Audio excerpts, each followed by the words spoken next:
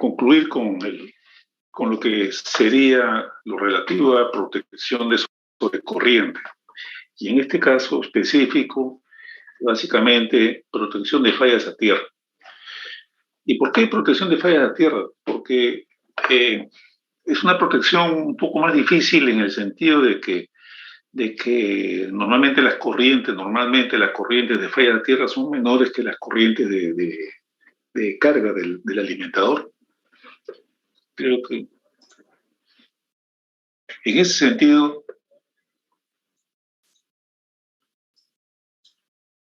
y esta es una problemática que apareció en el Perú hace muchos años, ¿no? Y en la cual yo estuve involucrado directamente.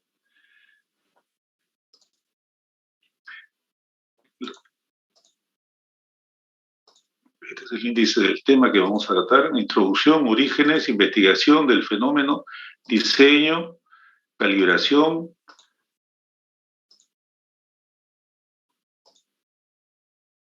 comparación entre sistemas aislados, problemática de implementar la protección de falla de tierra, consideraciones para la instalación de equipos en celdas de media tensión, resumen y experiencia de Electrolima. ¿Por qué pongo Electrolima aquí? Porque realmente esta problemática apareció cuando aquí en Lima existía la empresa Electrolima, cuando era una empresa semi-privada, ¿no? Bien, entonces vamos a la parte introductoria: el origen del problema, la historia y experiencia, ¿no? Bueno, el origen tiene que hacer con el crecimiento de Lima. El crecimiento de Lima, como ustedes ven, bueno, esto habría que actualizarlo. Más o menos en el año 1535 Lima tenía 50.000 habitantes. En el año 40, esta era la distribución de personas aquí. En el año 61, 72, 81, o sea, se ve que no crece mucho por aquí. Yo diría que a partir del 60 empieza a crecer ya, 61, 93, 2004, ¿no? Este es el crecimiento de Lima, sí. ¿Escucho? ¿Su pantalla está congelada en la primera diapositiva o...? La primera, a ver, vamos a volverlo a compartir, ¿eh?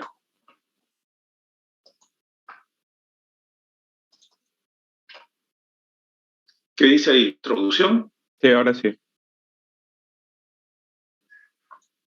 ¿Pasó de página? Sí, ahora sí, profesor. Ya, bueno, como le decía, la distribución de personas que había en Lima a lo largo de muchos años. En el año 1535 en Lima había 50.000 habitantes.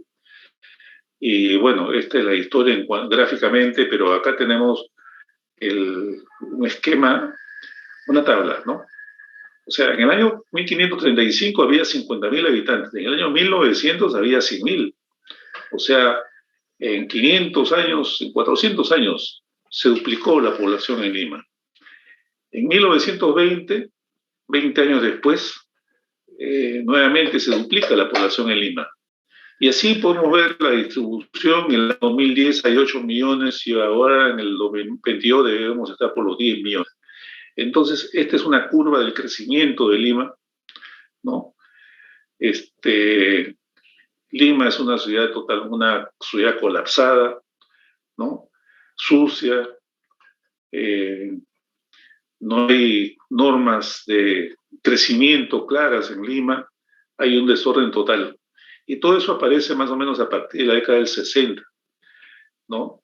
A partir de la década del 60 se empeora totalmente lo que fue. O sea, en el transcurso del 900 al 60 Lima mejoró, pero después del 60, 70 se empeoró, cada vez está peor y cada vez es un colapso total, ¿no? Bien, se ve pues el crecimiento de Lima, ¿no? Que más o menos a partir del 60, 70 hasta el 80 creció fuertemente y después ha ido bajando. Y esto que ha ido bajando porque ya Lima está saturada, digamos, ¿no? está creciendo Lima para las partes externas, no realmente en la ciudad propiamente dicha, ¿no? Ahí crece menos. Bien, hasta la década del 70, diría yo, en Lima, todo era distribución subterránea, no había cables aéreos, ¿no? A lo sumo había algunos cables de alumbrado público, pero todo lo que era media tensión en Lima, era subterráneo. O sea que no había un riesgo eléctrico de que alguien se podía electrocutar con las redes de media tensión. Básicamente en Lima la media tensión es 10 kilovoltios. Ahora hay en algunas zonas 20, pero estamos hablando del 10. O sea, no había la problemática de que haya un problema en las redes de 10 kilovoltios. Nadie se iba a morir con que haya una falla en la red de 10 kilovoltios. Esta tecnología fue traída por los suizos, porque inicialmente Electrolima los dueños fueron los suizos, ¿no? Y el diseño de todo, subestaciones, alta tensión, distribución, todo era una filosofía suiza, ¿no? Y dentro de la filosofía suiza está que la distribución es subterránea y un sistema aislado. Y el sistema aislado le da cierta confiabilidad porque al haber una falla a tierra en el sistema aislado, el sistema puede seguir funcionando. No es así en los sistemas puestos a tierra. Cuando hay una falla a tierra, hay un cortocircuito y el sistema tiene que desconectarse. Entonces, Suiza tenía mucha confiabilidad con sus redes. Entonces, la primera falla seguía funcionando y no pasaba nada hasta que se presentase la segunda falla. Mientras tanto, los sistemas tenían que tener indicadores de falla que registran la primera falla y eso le daba tiempo a analizar y ver dónde estaba para poder reparar la falla, ¿no? Pero sin embargo, podía haber continuidad de servicio. Y como la falla era subterránea, como la falla era debajo de tierra, 1 metro por debajo, no pasaba nada, pues estaba la corriente ahí de una fuga a tierra capacitiva y no había daños a la gente. Fue a partir de la década del 70 en que Lima creció muy rápido, acá se ve el crecimiento de Lima, ¿no? Entonces comenzaron a aparecer Vía María, Vía Salvador, la zona del norte creció después y comenzaron a aparecer las redes aéreas. Bueno, eh, eh, las protecciones hasta la década del 70, que era la filosofía suiza, se hacía con relés de distancia con arranque por sobrecorriente. Había los famosos LI 41 de fabricación Brombovery Company, que era una empresa suiza de electricidad y que Brombovery inicialmente estuvo conformado por dos personas, Brom, que era un inglés, y Boveri, que era un italiano. Tanto es así, bueno, ellos eran los dueños de la empresa Brombovery Company, una empresa famosa suiza, ¿no? Que fabricaba todo fabricaba interruptores, seccionadores, generadores, transformadores, todo era Brombovery. En Sudamérica había esa tecnología en Argentina, que era directamente europea, había acá en Perú y probablemente en Colombia, no sé si en Brasil en algún lugar, probablemente en Sao Paulo, ¿no? Pero era básicamente Lima y Argentina. Chile, no estoy seguro si en Chile había injerencia suiza. Bien, como decía, las protecciones de la red de media tensión en ese entonces se hacía con relé de distancia, que también era una filosofía europea, suiza, y basada en sobrecorriente, o sea que solamente funcionaba la protección cada vez que había una sobrecorriente, cuando la corriente pasaba de las 2 veces, 1,5, el valor de la corriente nominal. Cuando había una falla a tierra, cuya corriente era menos de la corriente nominal, no operaba la protección. Seguía funcionando sin ningún problema, hasta que aparece una segunda falla o hasta que lo reparasen. Entonces, Lima, hasta la década del 70, todo era subterráneo, no había accidentes, no había nada, todo era perfecto, cada vez era Lima más bonito, ¿no? Cada vez había más jardines, etcétera, etcétera. Después comenzó a crecer desordenadamente, ¿no? Y comenzaron a aparecer invasiones como Villa María, Villa El Salvador, y se tuvieron que hacer alimentaciones eléctricas a esas zonas, ¿no? Y bueno, las alimentaciones eléctricas más rápidas que se hacían eran las líneas aéreas. Las líneas aéreas, se comenzó a construir líneas aéreas que alimentaban a esas zonas de por ahí, ¿no? Este, y con el tiempo estas líneas aéreas comenzaron a caerse y cuando se caían estaban en el suelo tiradas y como las corrientes eran menores que las corrientes nominales, que las corrientes de carga, era matar a gente. O sea, no era que por el hecho de que, sino que la gente iba, agarraba el conductor o los niños jugaban por ahí y habían muertes. No había muchas muertes, evidentemente, porque no se caían todos los días, pero cada vez que se caía una línea, pues había muertes y comenzaron a aparecer juicios contra el gerente general de Electrolima, pero juicios penales, porque cuando hay muerte es un juicio penal, ¿no? Entonces comenzaron a aparecer juicios y comenzó a aparecer una problemática que no existía en el mundo, ¿no? El problemática de las fallas a tierra, de las líneas de fallas a tierra, que caían y no operaban. ¿Y por qué?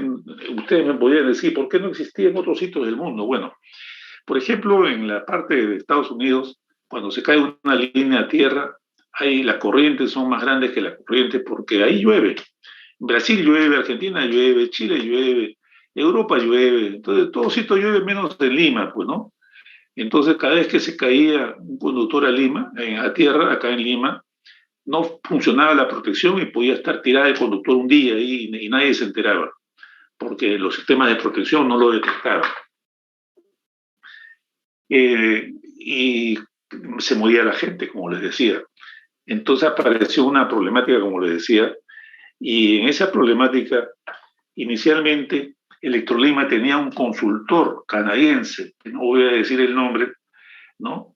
Y se le encargó a este consultor efectuar el análisis y la solución de ese problema. Entonces, se le encargó, ellos estuvieron haciendo un año el estudio de ese problema y paralelamente en Electrolima comenzamos a estudiar el problema también, ¿no? O sea, comenzamos a estudiar el problema y bueno, nosotros hicimos una serie de análisis, hicimos una investigación aquí, ¿no? Planteamos la problemática, los antecedentes, planteamos el marco teórico, planteamos la metodología de trabajo. Estoy hablando en función del curso de tesis, la metodología de trabajo, qué teníamos que hacer. En ese entonces no había mucha teoría al respecto, porque la problemática de todo el mundo, ¿no? Entonces el marco teórico no existía, pero existía pues los análisis de ingeniería eléctrica, entonces de alguna manera había un marco teórico. En función de eso hicimos experiencias, ¿no? Cuando nos planteamos el marco teórico, ¿no? De cómo del fenómeno hicimos experiencias, con eso corroboramos lo que habíamos imaginado desde el punto de vista como marco teórico y en función de los resultados nosotros planteamos que se debería construir un nuevo relé, un relé que no existía en el mundo, ¿no? Un relé que nadie, ningún fabricante lo tenía. Entonces, comenzamos a preguntarle a los fabricantes, queremos un relé que tenga esta característica, ninguno lo tenía, los fabricantes famosos en esa época era General Electric en Estados Unidos, Westinghouse en Estados Unidos, ASEA en Suecia, Brown Boveri en Suiza, Siemens ¿cómo se llama? En Alemania, AEG en Alemania, había un General Electric Company en Inglaterra, que eran los fabricantes famosos de relés. A todos ellos les consultamos y nadie tenía. Bueno, antes que se me vaya de la cabeza, Brown Boveri, como le decía, era una compañía formada por Brown, que era un inglés, y Boveri, que era un italiano, y formaron esa compañía en Suiza, Brown Boveri Company.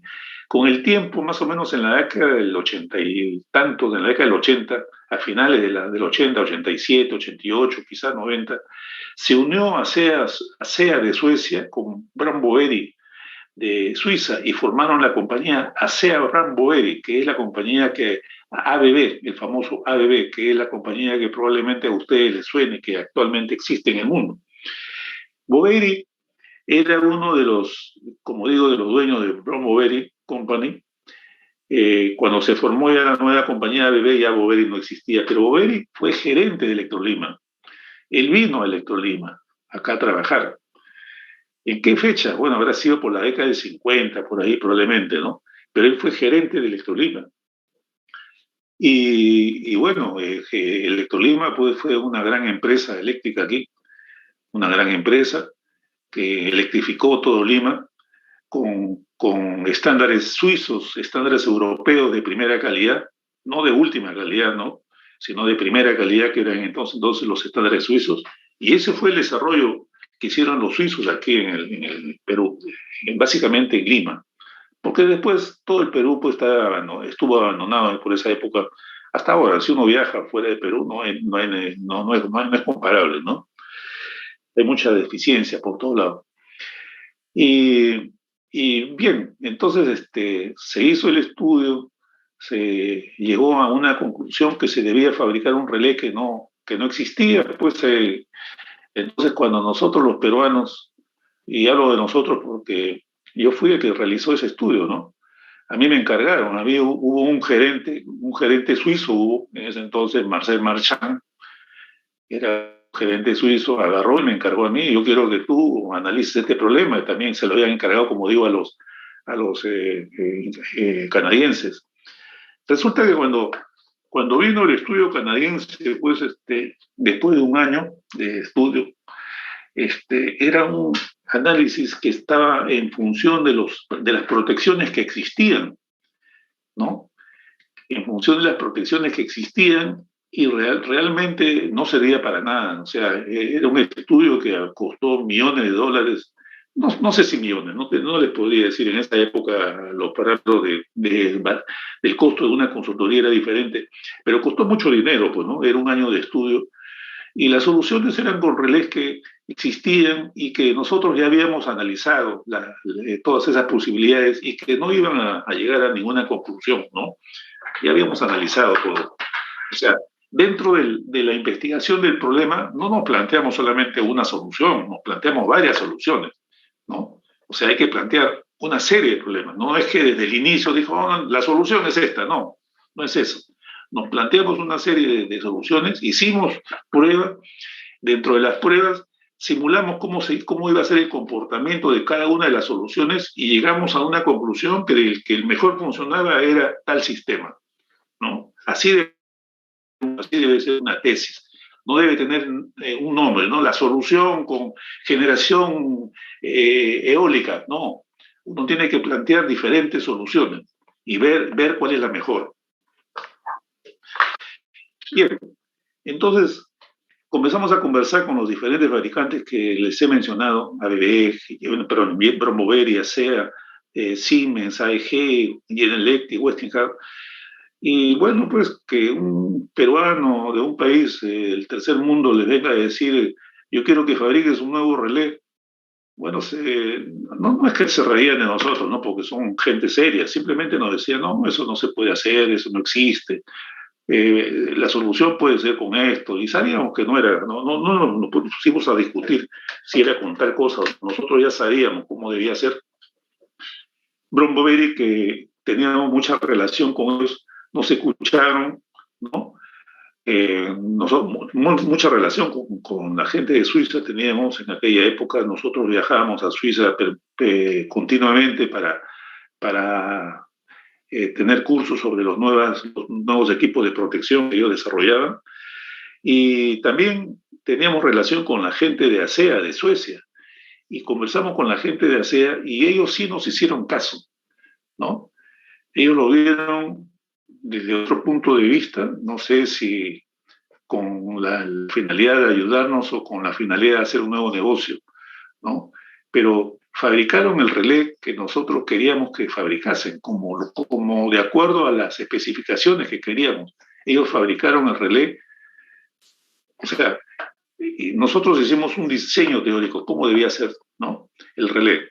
Y eso se lo dimos a la gente de la Suecia y lo fabricó más o menos en un periodo de medio año. En aquel entonces,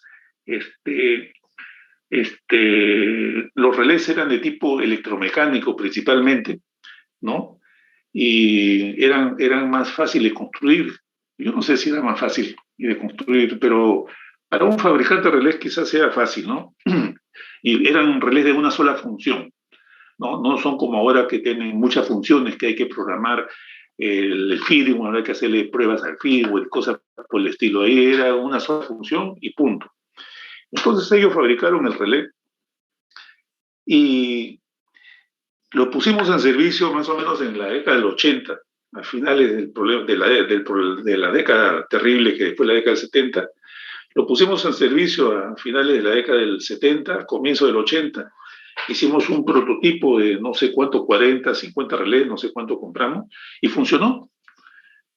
Funcionó. Esa prueba la hicimos en Villa María, no recuerdo exactamente dónde era. No, creo que fue en Puente, creo que lo hicimos. Entonces lo instalamos ahí y funcionó. Entonces nuestro siguiente paso era comprar relés para todo Electrolima, y eso ya era una inversión de más de $1 millón. Más de $1 millón, donde ahí sí a la gente de Bromboveri, cuando se enteraron que había funcionado el prototipo, vinieron a Perú 6 ingenieros de diseño de protección, ¿no?, a conversar conmigo, porque yo era el que había hecho el diseño de este relé, ¿no? La gente de Bromboveri no podía fabricar un relé como el que ya estaba fabricado, porque la patente lo tenía ASEA. Cuando ATEA fabricó el relé, sacó su patente, y esa patente vale 2 años. O sea, durante 2 años no se puede hacer nada igual. Yo había visto la línea de producción de los relés de Bromboveri, y los relés de Bromboveri era como diseño, era más adelantado que la de ASEA. La de ASEA era tipo electromecánico y los de ABB era de tipo electrónico, tenía electrónica. Entonces yo había estudiado los relés y había visto un relé de potencia inversa. Entonces, bueno, el relé que habían diseñado la gente de ASEA en función de nuestras especificaciones era un relé de sobrecorriente direccional de homopolar. Era un relé direccional de sobrecorriente homopolar de alta sensibilidad. Ese era el relé que se diseñó y era así como se llamaba. Y el relé o sea, ese mismo relé no lo podía fabricar Bromboveri, porque ya estaba patentado por ASEA. Entonces le dijimos, porque yo había estudiado toda su línea de producción que tenía, y tenían un relé de potencia inversa, y yo le dije a la gente de Bromboveri, puede ser este relé de acá, que no me, RX, no me acuerdo qué número de relé era, puede ser este relé de aquí, si ustedes le dan más sensibilidad y si le ponen algunos filtros de tercera armónica para que no influya la tercera armónica en la operación. Entonces se fueron con eso a Suiza y cambiaron el diseño y hicieron un relé de potencia inversa para las protecciones de falla tierra, ¿no?, de alta sensibilidad. Lo hicieron. Y en la siguiente especificación, en la siguiente compra que se hizo ya para comprar relés ya para todo Electrolima, ganaron ellos. Ganó la gente de Bromboveri, porque era un relé que tenía, lo hicieron más barato, no por la función, porque ambos relés cumplían con la función. Pasó ASEA, pasó Bromboveri, probablemente ASEA menospreció, o como cuando ASEA sabía que no había otro fabricante, creo que no se informó que Bromboveri estaba construyendo un nuevo relé, ¿no? Ni siquiera construyendo, sino modificando un relé que ellos ya tenían, y al momento de sacar a licitación habían 2 ofertas, el de ASEA y el de Bromboveri, y ganó Bromboveri por ser más barato. pero el monto era mucho más grande también, ¿no? Y ASEA, el producto era más caro. Entonces ganó Brown Boveri y los siguientes relés que se compraron fueron los relés de Brown Boveri de una sola función, era solamente para la falla tierra. Pasó el tiempo y esto fue evolucionando hasta que aparecieron los relés multifunción. Y ya en Electrolima, de alguna manera yo estaba encargado de lo que era la protección, ¿no?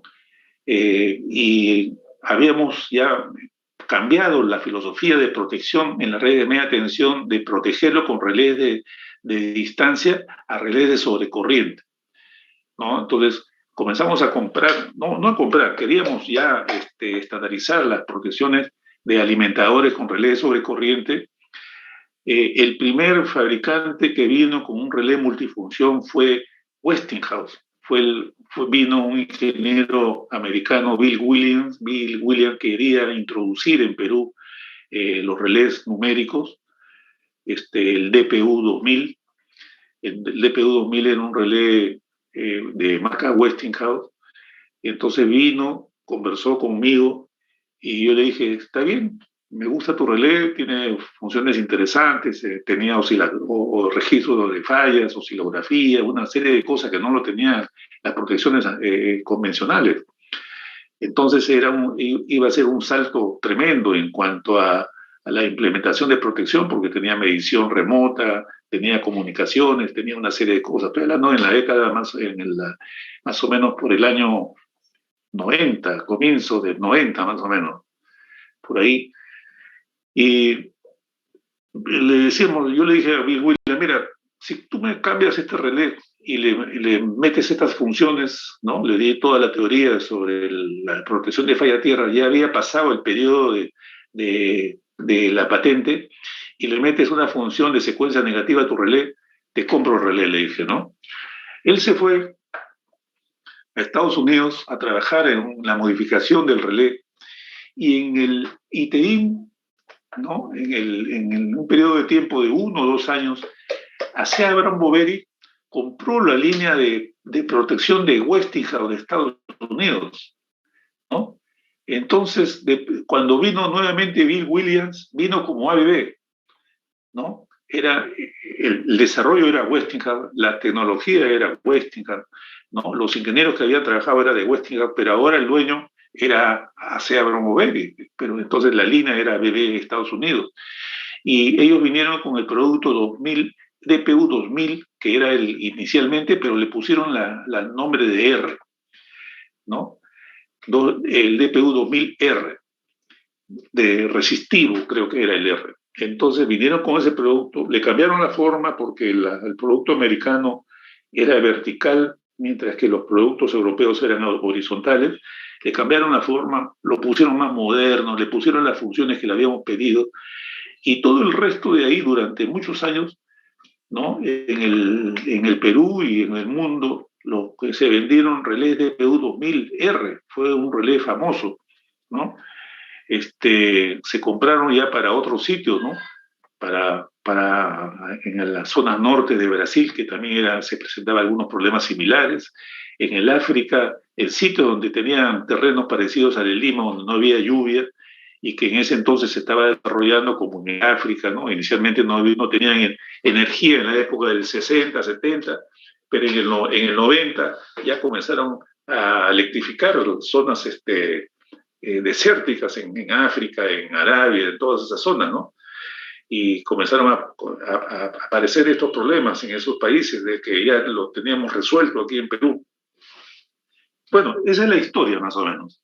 Y ahora actualmente no hay fabricante en el mundo de protección que no lleve la función esta de protección de fallas a tierra diseñada en el Perú, desarrollada en el Perú, investigada en el Perú. Bueno, acá está ¿cómo se llama? Todo lo que se le ha dicho hasta acá. Vamos a ir ¿cómo se llama? De frente a la parte de las pruebas, ¿no?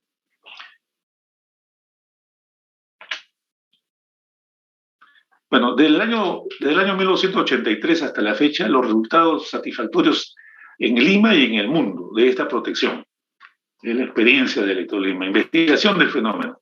Bueno, este es un registro de falla. En ese entonces no había los registros bonitos que había actualmente, habían registradores de falla, ¿no?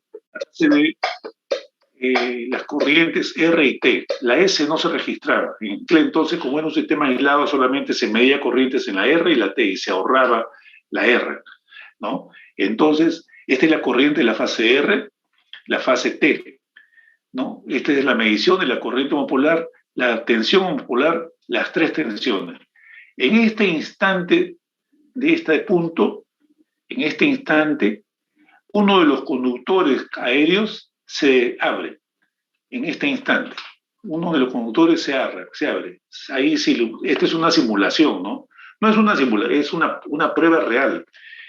Iba la gente de mantenimiento y cortaba el conductor, un conductor con tensión. Entonces, desde este punto hasta este punto, el conductor está cayendo. Y en este instante, el conductor choca a tierra. Ay, perdón, no. De aquí hasta acá, el conductor está en el aire. Desde aquí hasta acá. Y en este instante, el conductor choca a tierra, ¿no? Acá dice rotura del conductor, conductor cae al suelo. Aquí cae, choca a tierra. Entonces se puede ver que en la fase R bajó la corriente. En la fase T, la corriente es casi la misma. No hay corriente homopolar aquí. Antes ni durante el conductor, cuando está cayendo, no hay tensión homopolar. Las tres tensiones son las mismas acá, las tres tensiones de fase. Aquí instalamos un relé de secuencia negativa para ver cómo era la operación y vimos que el relé de secuencia negativa detectaba la apertura del conductor. Detectaba la apertura del conductor y de alguna manera esto fue lo que le dijo, el resultado del análisis de los canadienses, que se podía detectar con relés de secuencia negativa. Entonces decían, ponemos un relé de secuencia negativa y va a funcionar. Y efectivamente, acá se ve que funciona. Bien, y aquí choca tierra, y en ese instante la corriente de aquí en la fase R aumenta ligeramente, ¿no? Aquí en la fase T, que más o menos la misma, ¿no? Aparece una corriente homopolar. Esta corriente que se ve que se incrementa, de todas maneras está debajo de lo nominal, ¿eh? ¿No? Aquí aparece una corriente homopolar y aquí aparece una tensión homopolar. La tensión aquí en esta fase baja y en las otras suben un poco, ¿no? La fase fallada es la fase R. Entonces se ve que hay una tensión homopolar y esta tensión y la corriente es una corriente que al comienzo es pequeña y comienza a aumentar con el transcurso del tiempo. La tensión homopolar es baja al comienzo y comienza a aumentar. Y una de las características que se ve en cualquier instante, bueno, esto de que al comienzo es bajo y aumenta significa que la resistencia de falla tierra ha variado. Al comienzo la resistencia era alta y comienza a bajar y después baja y cada vez la corriente es más alta y la tensión es más alta. Pero una cosa que también fue interesante comprobar y que lo habíamos analizado y pensábamos que iba a ser así, era que el ángulo entre la corriente, que es esta, y la tensión es 90 grados. El pico de acá de la tensión coincide con el cero. En cualquier instante coincide con el cero de la corriente. Aquí el pico coincide con el cero, aquí el pico coincide con el cero, aquí el pico coincide con el cero. Eso significa que la corriente que hay entre la tensión y el ángulo que hay entre la tensión y la corriente es 90 grados. Entonces, esta fue una experiencia, hicimos varias de estas, un montón de estas experiencias hicimos para estar seguros, ¿no?, del comportamiento, pero esta fue una prueba que corroboró por completo el marco teórico que nosotros habíamos planteado. Lo corroboró y con esto fue definitivo que la protección debería ser una protección que detecte tensión y corriente homopolar, no corriente de fases, porque aquí la corriente es la misma, acá no se puede identificar. O sea, aquí la corriente se incrementa ligeramente, no por encima de la corriente nominal, ¿no? El que sí es determinante es la corriente popular. La corriente popular es cero, absolutamente cero cuando no hay falla, y la corriente popular aparece cuando hay falla. La tensión popular es cero cuando no hay falla y aparece cuando hay falla. Podría haber sido simplemente un relé de corriente, porque el relé de corriente popular ya lo discrimina por completo si es que hay falla o no. Yo de repente podría no necesitar la tensión para saber si es que hay una corriente popular o no. Efectivamente es así. Sin embargo, después hay un fenómeno que obliga a que el relé de la protección sea direccional. Bien, con esto pues nosotros nos lanzamos. Queremos que el relé sea un relé direccional, de sobrecorriente, direccionales sobre corriente, y el único, como le decía, que lo fabricó fue inicialmente ASEA y después Bromboberry, ¿no? Bromboberry ya se llevó pues la mayoría de los fabricantes, de los estos, y después ASEA Bromboberry tomó el diseño de la gente de Westinghouse y sacó su nuevo producto, ABB 2000 DPU-R, que también fue digamos, un aporte de nosotros, porque nosotros le dijimos a la gente de Westinghouse, fabrica tu relé, el primer relé numérico del mundo, fabrícalo con esta función, ¿no? El numérico del mundo para alimentadores, porque existían relés numéricos de distancia. En Bromboberry había el REL 316, que era un relé numérico de distancia, ¿no? Pero este era para alta tensión, pero este era para alimentadores, ¿no? Y así fue también que fue el primer producto para alimentadores del mundo con esta función, de acuerdo a nuestra sugerencia, ¿no? Bill Williams, gran ingeniero, que habrá fallecido por la década del 2000, feliz de ver que este producto pues, fue un gran producto que se vendió por todos sitios del mundo, ¿no? Este es los resultados de las pruebas. Se hicieron pruebas en diferentes tipos de terreno, jardines, tierra seca de cultivo, tierra húmeda, diferentes tipos y calculamos con estos, bueno, hay un intervalo de tiempo de análisis y calculamos pues el tiempo, las resistencias en función de un intervalo de tiempo. En un jardín, al comienzo, como digo, la resistencia es alta y después baja, ¿no? En la tierra seca, bueno, al comienzo es alta también y baja, ¿no? En la tierra seca con piedra, ¿no? En la tierra de cultivo, al comienzo es un poco más alta y baja. Y en casi todos tiene esa característica de que al comienzo la resistencia es más alta y baja. Esta es tierra húmeda con hierbas, tierra de cultivo, ¿no? Baja de 43 a 15. Este es un terreno pedregoso con residuos de construcción, ¿no? Las resistencias son más altas. Un terreno arenoso, como que es mucha parte de la zona de Lima, unos valores muy altos de resistencia, al contrario, y después baja a órdenes de 400 ohmios. Asfalto, ¿no? Vereda húmeda, arena seca, una sequía de agua, ¿no? Entonces, todas estas pruebas vimos que la gama de resistencia de falla era muy alta. Bueno, aquí el menor valor está en 15, una tierra de cultivo, hasta 7000, una gama sumamente alta, ¿no? Pero digamos que este 7000 podíamos haberlo descartado, porque si bien es cierto era 7000 al inicio, pero después bajaba a un valor de 1500, ¿no?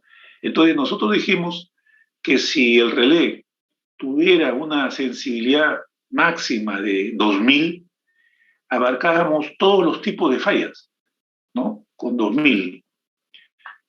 Acá hay un video de falla, vean ustedes,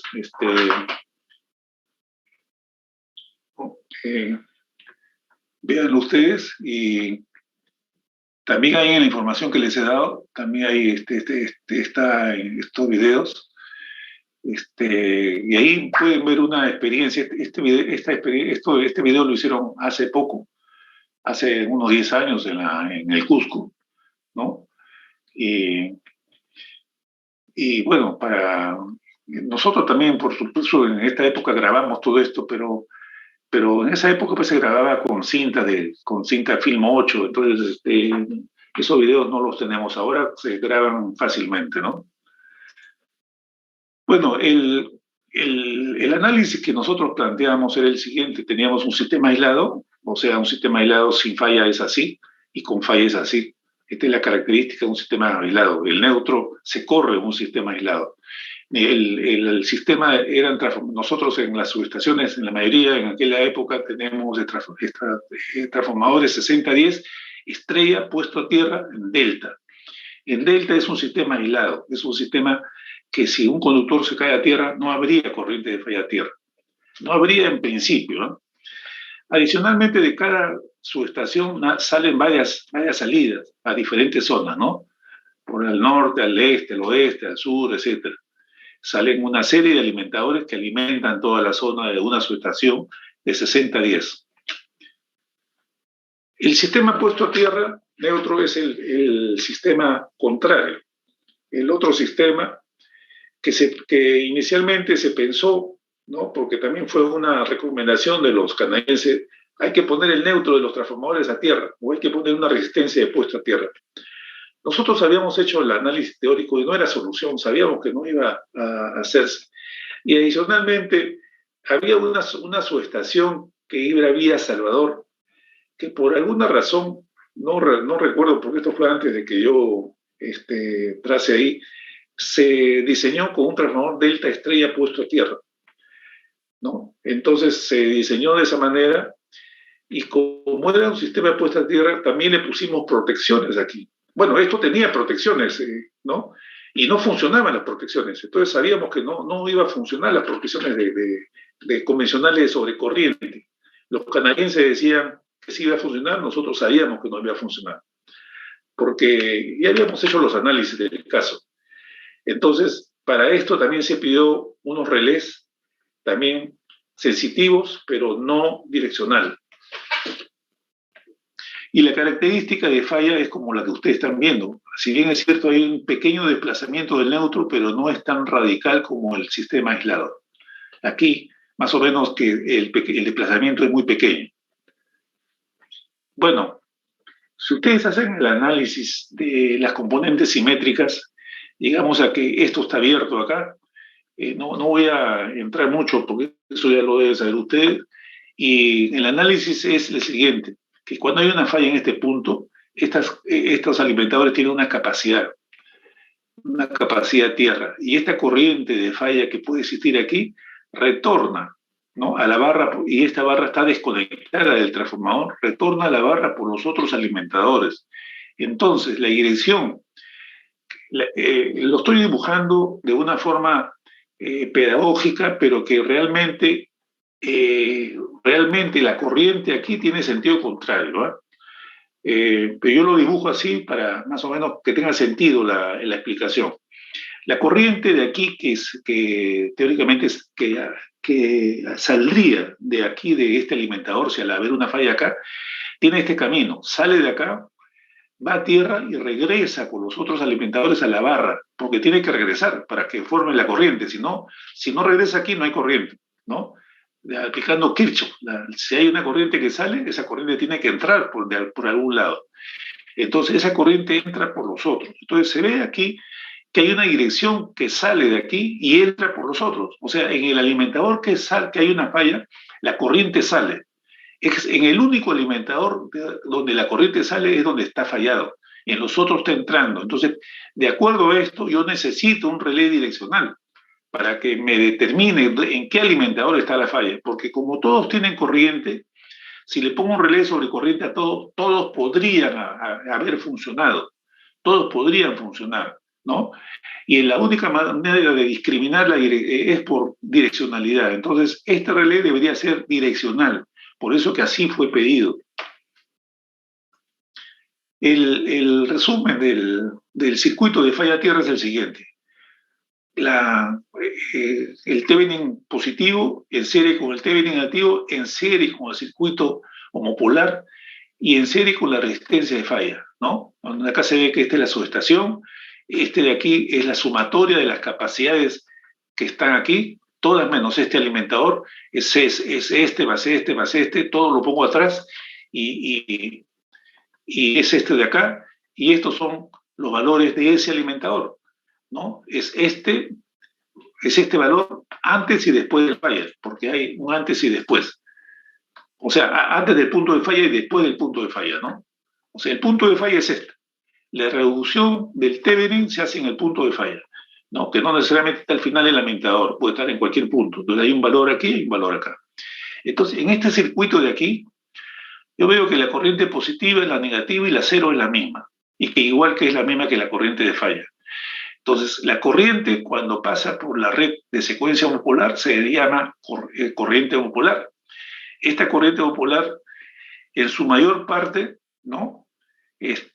Bueno, esta corriente viene por acá y viene por acá.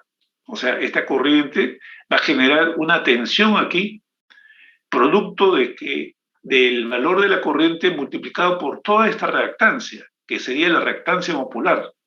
Entonces, el ángulo que forma la corriente con la tensión en un capacitor es 90, o sea, esto lo sabíamos teóricamente, y cuando hicimos la prueba lo corroboramos fehacientemente, que así era el principio, y corroboramos nuestro principio, nuestro marco teórico que habíamos utilizado, ¿no? Entonces, aquí tenemos que CT0 es la capacidad total, C0 y C1 es la capacidad de aquí, Z1 y Z2, y este R es la resistencia de falla. Este es el circuito para una falla monofásica de acuerdo a las componentes simétricas y el que se vamos a utilizar para hacer el análisis de la falla. Bueno, el valor de las reactancias homopolares es mucho más grande que las reactancias positivas y negativas y podemos despreciarlas, ¿no? Podemos despreciar eso, no con finalidad. En ese entonces no había computadoras para poder hacer estos análisis, teníamos que hacer un equivalente lo más simple posible para poder procesar la información. Entonces tenemos que la corriente de falla, es igual a la tensión de fase dividida entre 3 veces la resistencia de falla entre la reactancia total, ¿no? La corriente homopolar, ¿no? Prima, que es esta de aquí, es una división capacitiva de la I sub 0, que es la corriente total, por esto, ¿no? En una subestación con varios alimentadores, ¿no? Podríamos decir, como CT0 es mucho mayor que esto de acá, podríamos despreciar a que es igual este de aquí con este de acá. O sea, la mayor parte de la corriente se viene por acá. Y por lo tanto, I0', que es la corriente que sale del relé, que pasa por relé, que sale de la barra, es igual a esto que está acá, ¿no? Y la tensión homopolar es el producto de I0' multiplicado por la reactancia homopolar, que puede ser esta o todo el total, ¿no? O sea, como quieran acá. No le afecta mucho. Entonces, tenemos todos los valores. En el caso de un sistema puesto a tierra, también hicimos el análisis, y donde acá se ve, pues, que como la reactancia aquí, en el esquema anterior, lo que es los valores del transformador no entran en la secuencia homopolar, pero cuando es puesto a tierra sí entra la reactancia homopolar del transformador. Como ustedes pueden ver acá, sí entra. Y esta reactancia es más o menos la reactancia de secuencia positiva del transformador, ¿no?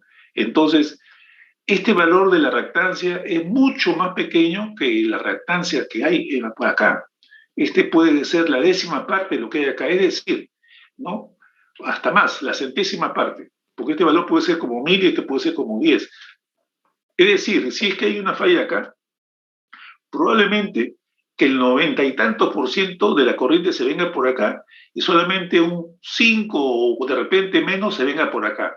Es decir, aquí la corriente, prácticamente esta corriente que viene por acá es prácticamente esta, y por aquí no existe nada. Entonces, desde ese punto de vista, con un relé sobre corriente es suficiente, porque aquí hay corriente y aquí no, ¿no? Claro que yo tendría que regular el ajuste por encima de esta pequeña cantidad de corriente que puede venir por acá, que es muy pequeña, es menos del 1%, ¿no?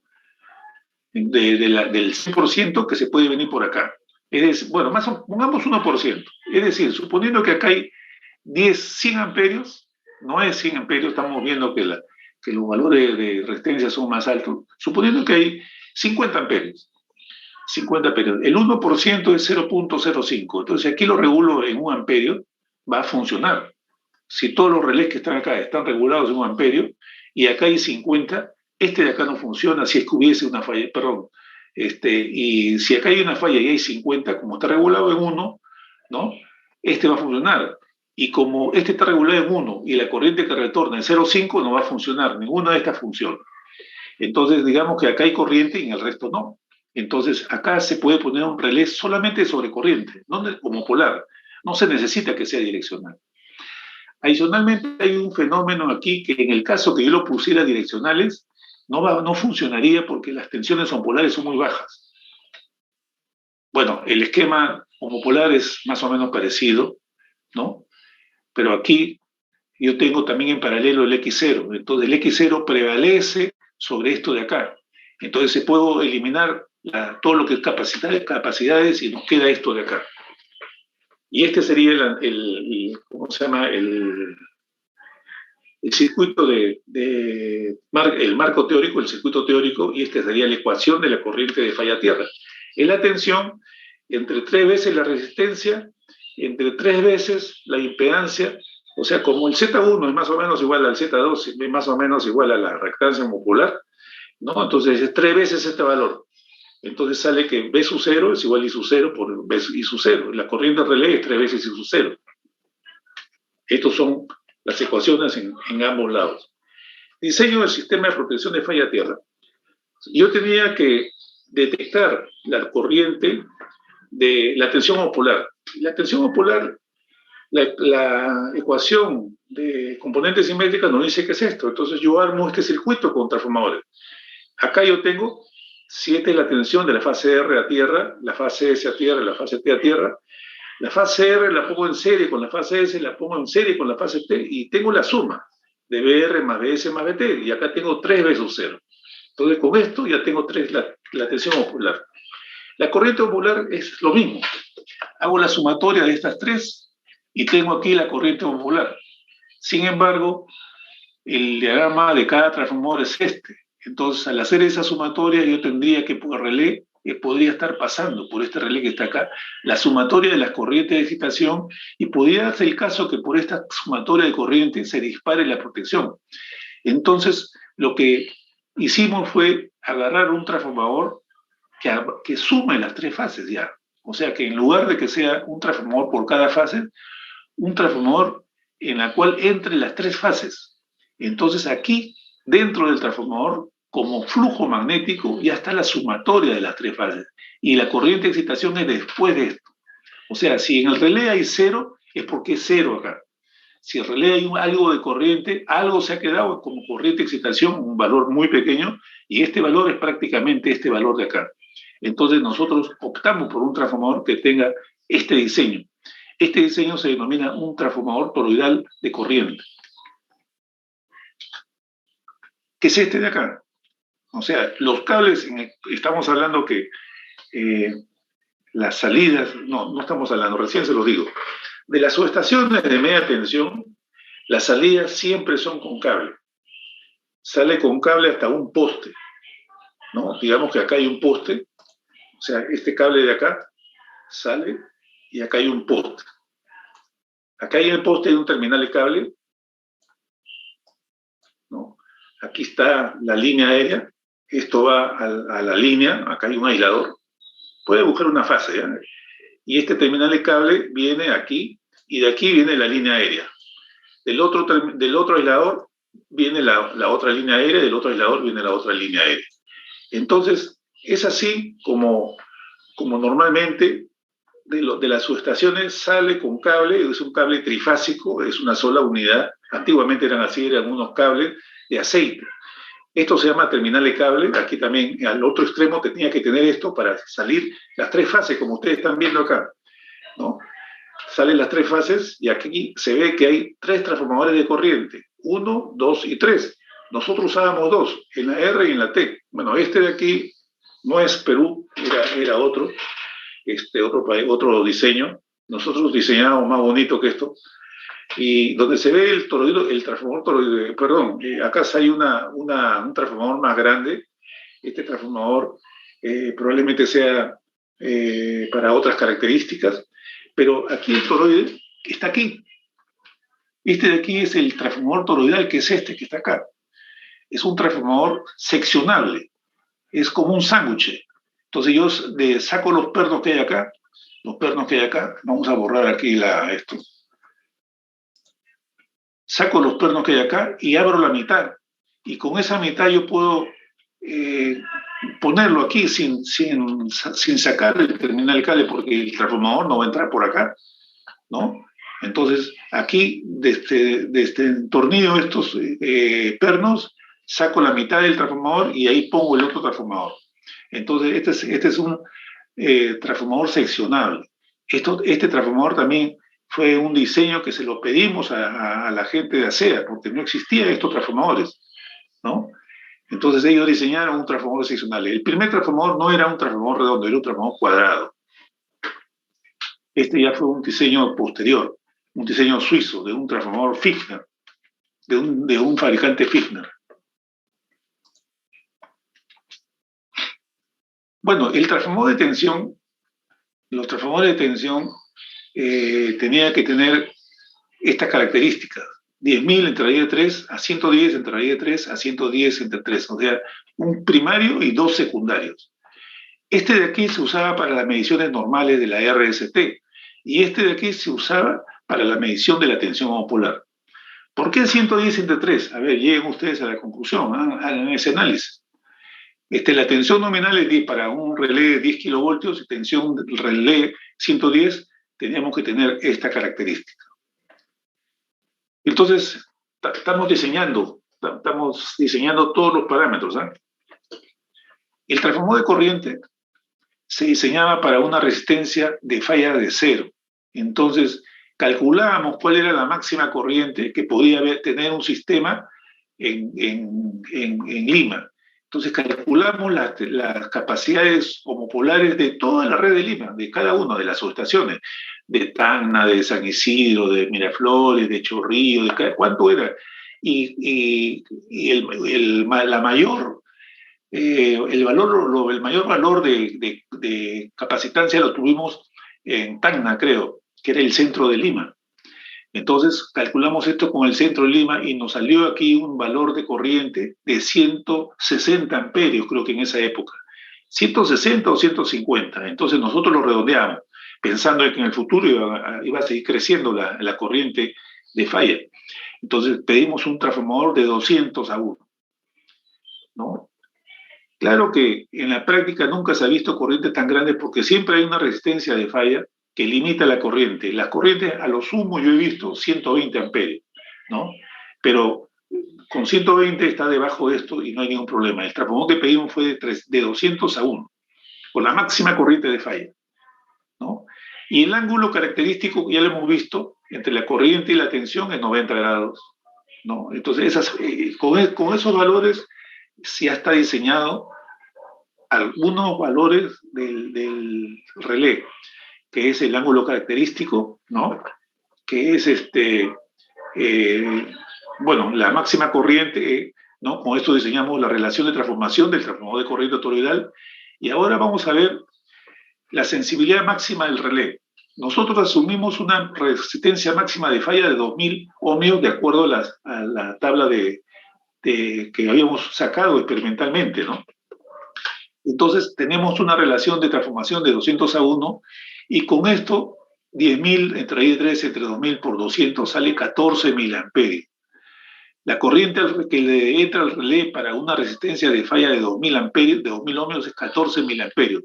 Entonces pedimos un relé que tenga un rango, en ese entonces era 10, 20, 30 y 40, nada más, de 10 a 40. Después,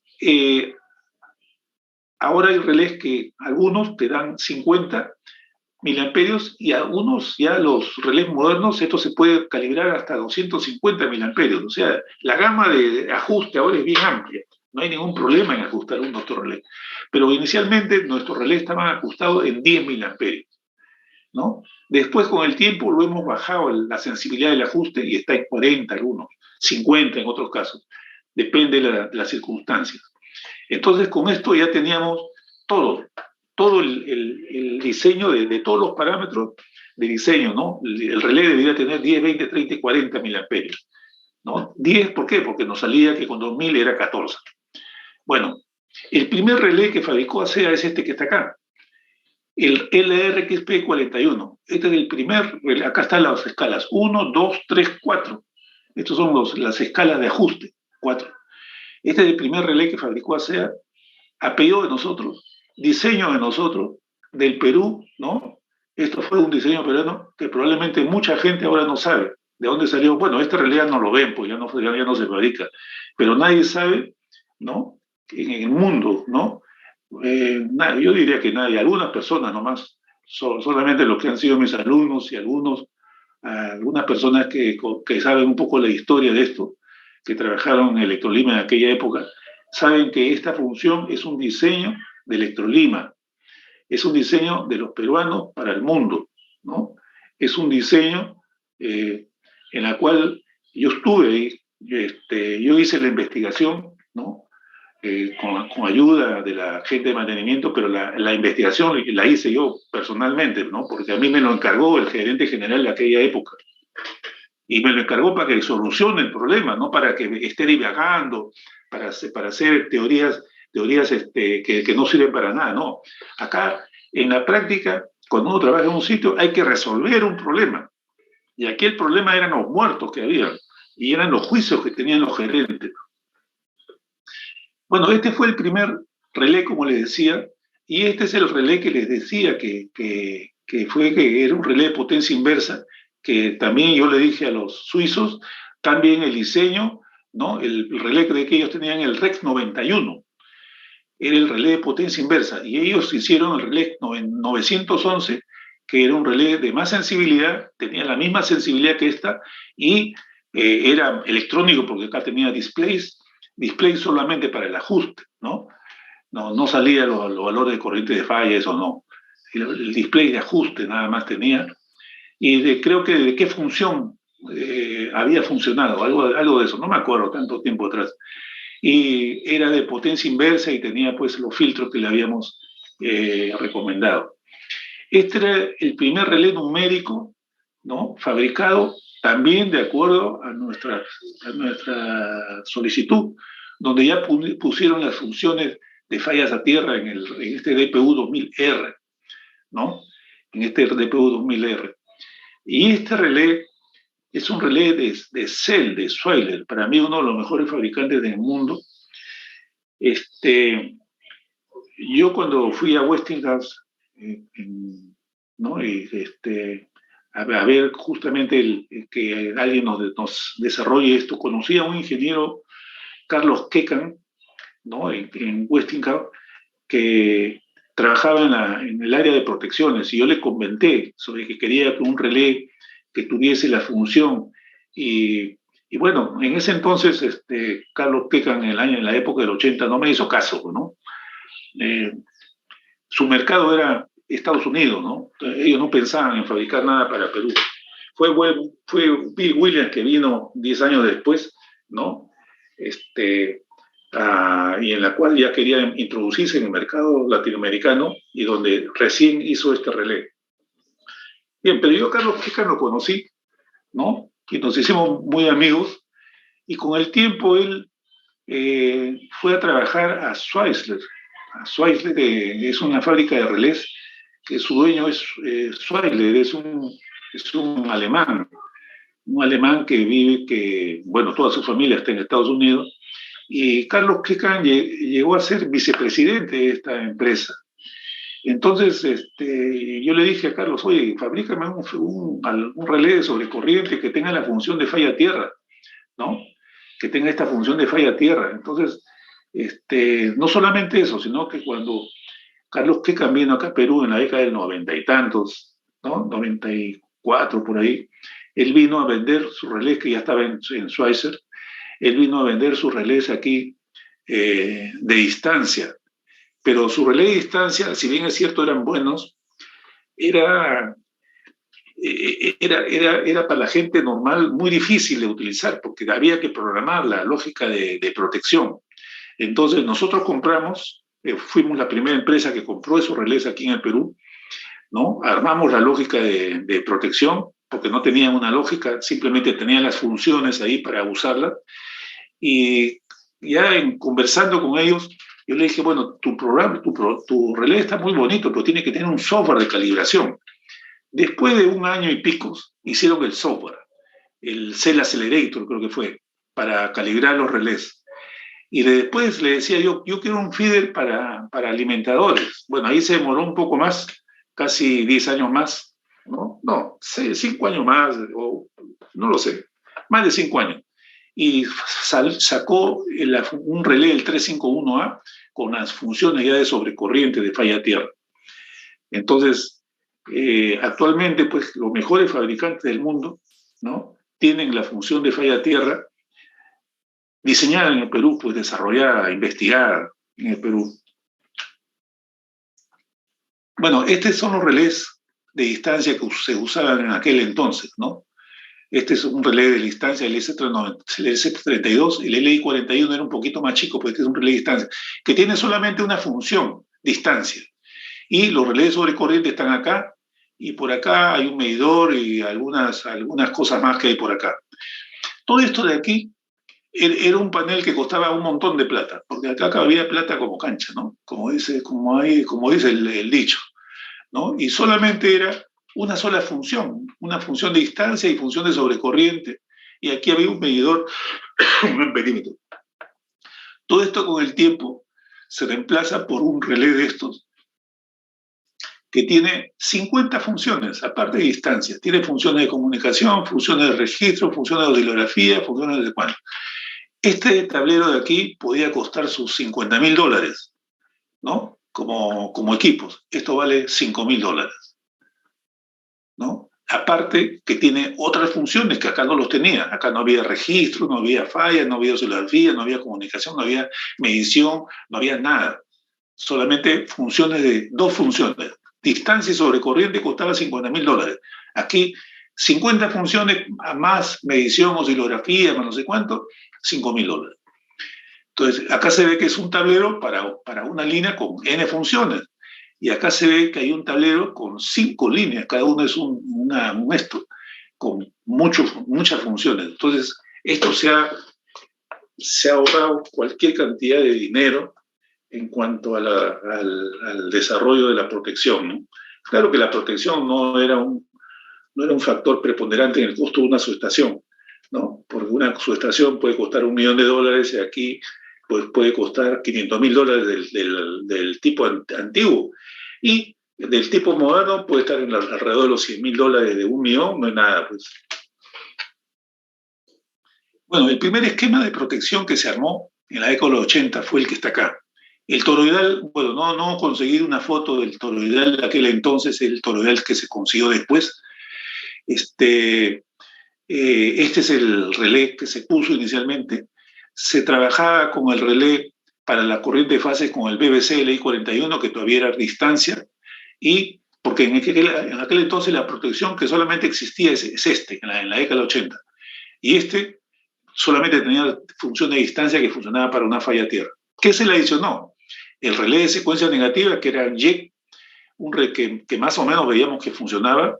Le pusimos esto, que lo habíamos mandado a diseñar, y el toroide, que era un relé de sobrecorriente homopolar. Perdón, un toroide de sobrecorriente homopolar, ¿no? Después, fue la primera licitación que hicimos. Compramos esto.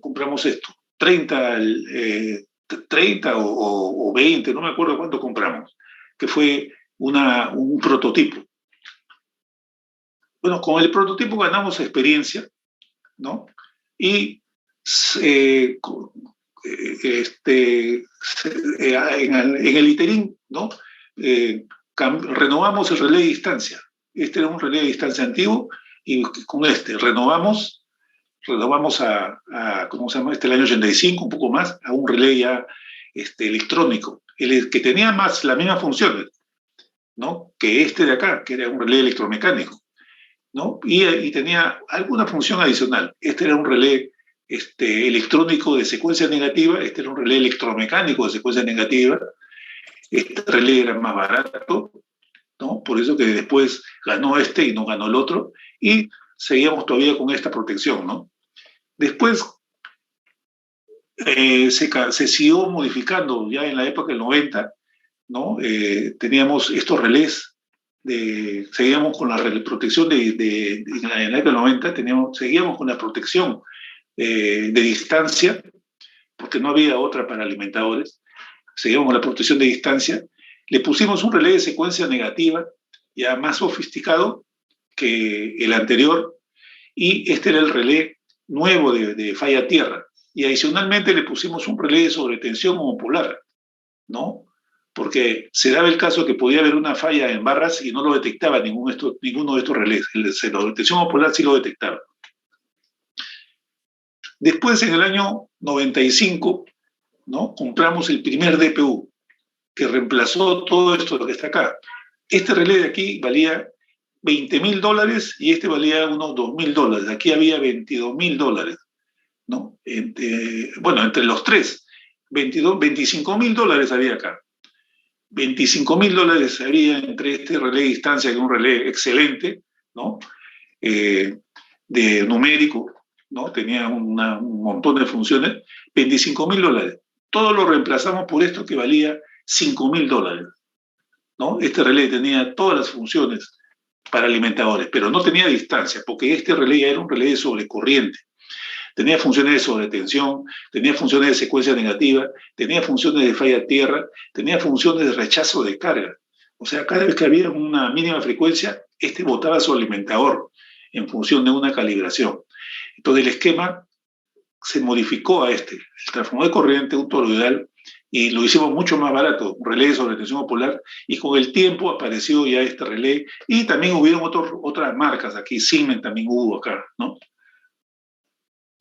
Este relé, el Schweizler, tiene todas estas funciones.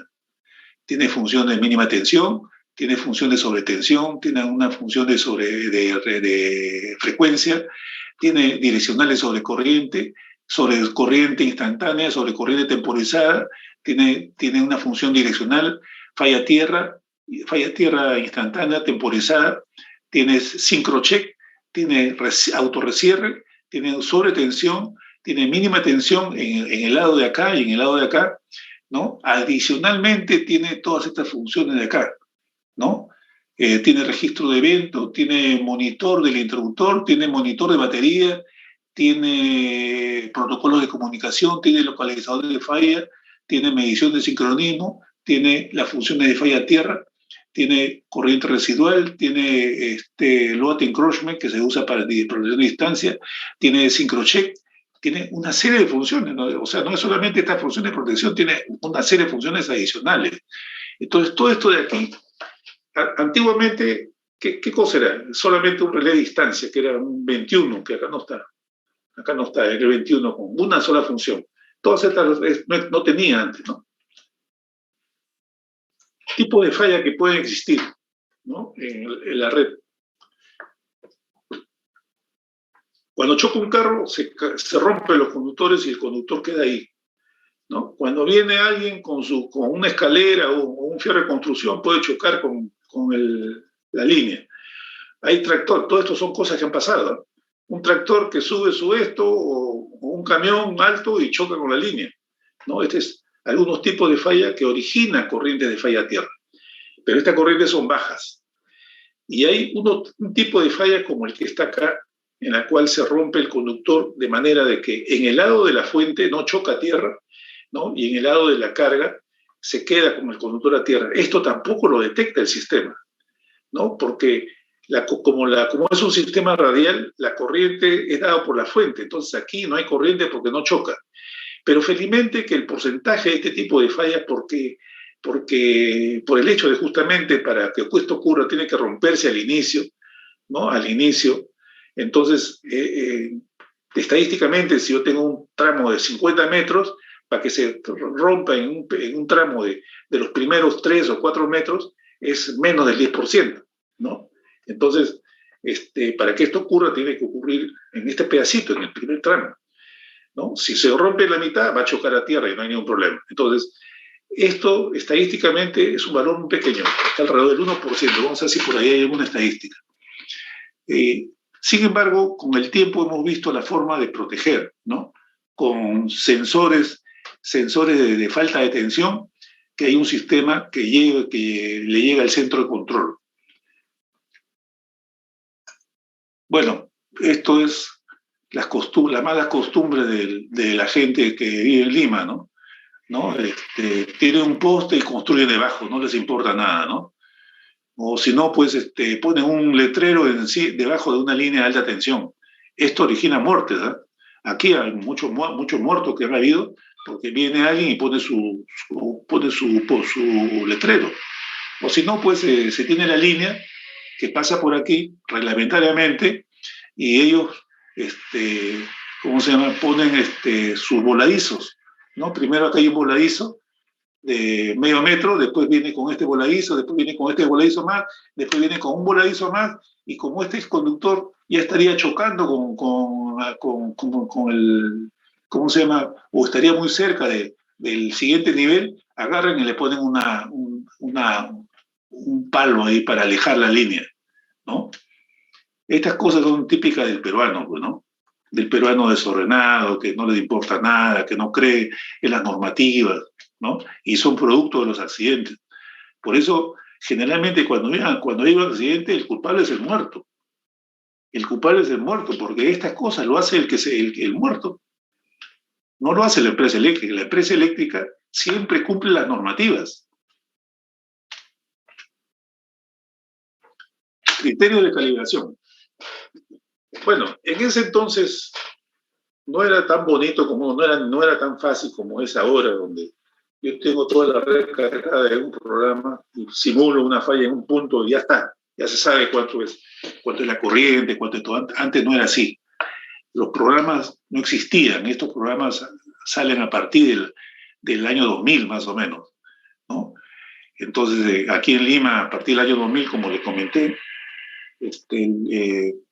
se trabajaba con un programa que fue diseñado, fue desarrollado en la UNI, que se llamaba el WinFlu, que inicialmente fue hecho para DOS y después se modificó para Windows, ¿no? Eso se hizo en la universidad, en la UNI se hizo eso. Y ese programa de WinFlu se usó hasta el 2010, creo habrá sido, por todas las empresas, inclusive el COES, la usaba, todo el mundo usaba ese programa de WinFlu, ¿no? Y bueno, ahora se usa el eSilent, ¿no? Está más formalizado, un programa mucho más potente, más estándar, etcétera, etcétera, que tiene una serie de modelos que se puede usar, que cada vez hay, y sirve para muchas cosas, ¿no?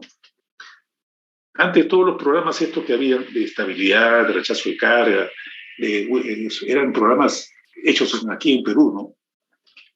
Ahora todo es comprado.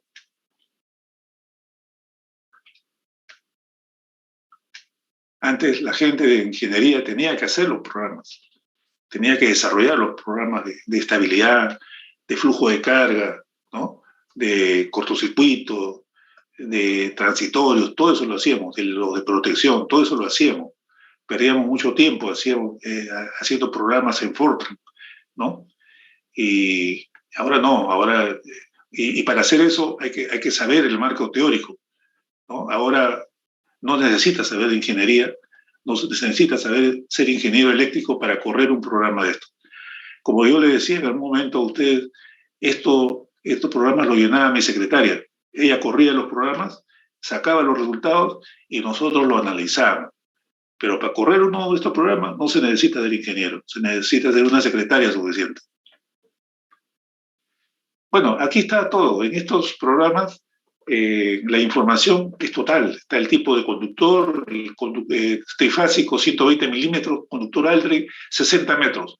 60 metros de acá a acá, 24 metros de aquí a acá, 26 metros, 43, está todo, está la carga, está todo. Y aquí se puede simular cualquier tipo de falla en cualquier punto. Aquí está la simulación de las fallas. Ustedes conocen mejor que yo este programa, ¿no? Pero antiguamente, ¿cómo lo hacíamos?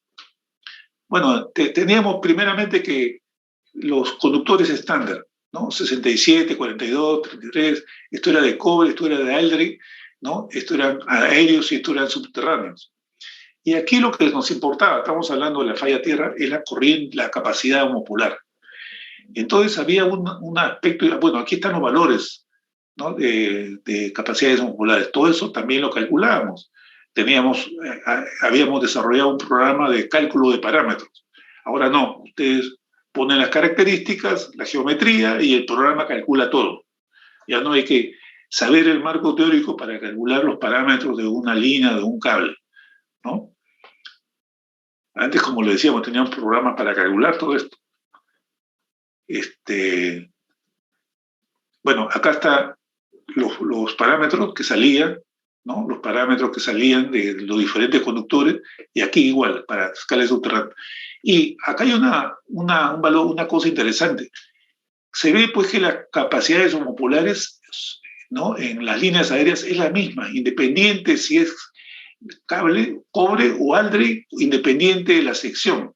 Es lo mismo, 37, 38, 39, 35. O sea, digamos que en el milésimo es el mismo valor. En el 10 milésimo podríamos redondearlo a 4. O sea, 3.9 podríamos redondear todo esto, ¿no? O sea, pero en el milésimo es el mismo valor. Mientras que aquí en la de protección, en la cala subterránea, la homopolar, también digamos que es el mismo orden con la excepción del valor de 16 y 25, no tengo el dato, pero con el tiempo estos valores ya no se usan. 16, 25 ni 35 se usan ya, ahora se usan a partir de 70. ¿Y por qué se dejaron de usarse? Por cuestiones de rotura. Eran cables, bueno, ¿cómo se llama? No, la rotura se dejó de usar aquí, el de 13 no se usa. Aquí el de 16 es muy chiquito, ¿no? Esto se usa principalmente para algunos clientes, alguna entrada a un edificio, cosas así, pero para la red principal se usa 240, 220, 95, hasta 70 he visto. Y estos valores, estas capacidades son casi las mismas, 22, 25, acá hay una pequeña diferencia, o sea, están en el décimo, ¿no? En el décimo. Entonces nosotros podríamos, digamos, decir que cualquier cable de subterráneo tiene un valor de 0.003, ¿no? Y digamos que acá el 240 es el troncal, ¿no? Y 120 también es troncal, podríamos hacer una diferencia de este con este, y el resto le podemos poner un valor, ¿no? Pero es el mismo orden de magnitud. Acá tengo punto 3, 1, 2, hay 100 veces. La diferencia entre estos valores y este valor es 100 veces, es decir, una línea subterránea por kilómetro da 100 veces más de corriente que una línea aérea, ¿no? O sea, si yo tengo una línea aérea que me da una corriente capacitiva de 1 amperio, el subterráneo me va a dar 100. Esto es lo que significa ese tipo de cosas. Criterio de calibración. Bueno, uno es el que les había dicho, la dirección, ¿no? Entonces, hacíamos un resumen de cuántos kilómetros de 120 tenía un alimentador, cuántos kilómetros de 240 tenía, cuántos kilómetros de 35, cuántos kilómetros de 27, ¿no? Cada uno le poníamos su valor, ABCD, y aquí el valor, la capacidad homopolar era 10 por A, 7 por B, 4 por C, lo que salga de la tabla, ¿no? Estos son valores de la tabla. Este es un cálculo preciso que podíamos haber hecho en su momento, que lo hicimos cuando hemos hecho el estudio, ¿no? Pero después ya para la práctica no. Esta es una forma de hacerlo. La otra forma era, todo lo que sea línea aérea le damos un valor de 0.03 y todo lo que es cable subterráneo le damos un valor de 25. Entonces, por decir, si tal zona tenía 1000 kilómetros de línea aérea y 700 de cable subterráneo, su capacidad es esta. Y acá lo que salga como suma, ¿no? Bien, este es un cálculo, ¿no?, donde se aplica las ecuaciones que hemos reducido. Esto es Santa Marina, si no me equivoco. La reactancia total de la subestación está alrededor de los 400 ohmios. Calculamos, ya no con 2000 ohmios, no, a partir de 500. Después hemos descubierto que 500 es un buen valor de ajuste. El 2000 ohmios nos daba mucha sensibilidad y había capturas innecesarias. Tensión nominal 10 kilovoltios, transformador corriente 10 a 1, ¿no? Entonces la corriente de falla a tierra es 10 entre raíz de 3 dividido entre la ecuación, que ya sabemos cuál es, ¿no? 3 veces la falla a tierra entre 400 al cuadrado nos da 3.72. La corriente del relé es 3 veces esto entre 200, es 56 miliamperios para 500. Entonces aquí tenemos para diferentes valores de corriente de resistencia desde 0 hasta 2000. ¿Cuánto es la corriente homopolar que sale del primario? Para 500 era 3.72, es esto. Para 2000 hubiera salido 0.96, para 100, 11 amperios, y para 0, 14. O sea, en el caso de Vía María, de Santa Marina, que tiene 200 ohmios, en el caso que existiese una resistencia de falla de 0 ohmios, que no existe el 0, ¿no?, tendríamos como máximo 14 amperios de corriente homopolar, es decir, como corriente residual el triple. Esto son 42 amperios. La máxima corriente de falla a tierra que bota Santa Marina en aquel entonces era 42 amperios, no había más que eso. Y eso para una resistencia de 0 que no existe. Yo diría que tendríamos que asumir un 100 ohmios. 100 ohmios estamos hablando de 33 amperios. Con 33 amperios yo lo regulo pues en cuánto. Bueno, ¿cuánto es el ajuste? Como yo les dije en algún momento, al comienzo le damos 2000 de ajuste, lo regulábamos con esto y se disparaba. Después con esto se disparaba. No es que se disparaba, sino que había fugas en aisladores, que no era una falla, no era una caída de conductor, y se disparaba. Se iba bajando la sensibilidad a 253, la bajaba menos, se disparaba menos, pero también se disparaba. Le pusimos 500 y se estabilizó el asunto. 500 es 3.7 por 3, es decir, el relé tendría que estar ajustado en 10 amperios, ¿no? Actualmente en el NOR, muchos de los alimentadores están ajustados en 10 amperios. Algunos ya están tratando de afinar más el ajuste, ponerle un poco menos, pero están cambiando los aisladores, ¿no? Entonces, cuando yo estuve, el punto en el cual comenzó a funcionar correctamente la protección era 10 amperios. Calculamos esta es la corriente homopolar con esta ecuación. La tensión homopolar es con la ecuación que ya hemos visto. Bueno, acá no está, es la tensión, es esto por la corriente, que está acá al costado. Para 2000 es 384 y aquí para 0 es 5773, que es 10 entre raíz de 3. La corriente en el relé es este valor, 0.96 multiplicado por 3 dividido entre 200. O sea, 3.72 multiplicado por 3 es 56, perdón. 3.72 multiplicado por 3 es lo que salga, ¿no? Más o menos 10, dividido entre 200 sale 56 miliamperios. Entonces, ese es el valor que está acá, 55.79, ¿no? Es el valor que está acá, la corriente en el relé. Y así podemos tener todas las corrientes, la máxima corriente en el relé es 200 miliamperios, no llega ni a 1 amperio, ¿no? Y la mínima corriente es los 14 miliamperios, que es lo que habíamos calculado anteriormente. Recuerdan ustedes que por eso pedimos 10. El relé tiene un transformador de tensión que es 10 entre raíz de 3 a 100 entre 3. Para 2000 da 7 voltios. Para 1500 da 9, para 1000 da 14, 19, y así tenemos que para 0 da 110 voltios. Al relé, cuando hay 0 voltios, le entra 7 voltios, que es la tensión nominal. Ahora, este es un relé direccional. Un relé direccional, para que funcione, necesita como mínimo el 10% de su tensión nominal. Si la tensión es menos que el 10% de la tensión nominal, que es la tensión de referencia, el relé bloquea. ¿Y dónde tenemos el 10% de la tensión nominal? Entre 1500 y 1000, digamos 1800. Recién a partir de 1800 ohmios, ¿no? Perdón, entre 1500 y 1000 sería 1200, ¿no? Recién a partir de 1200 ohmios es que el relé estaría en condiciones de censar la falla.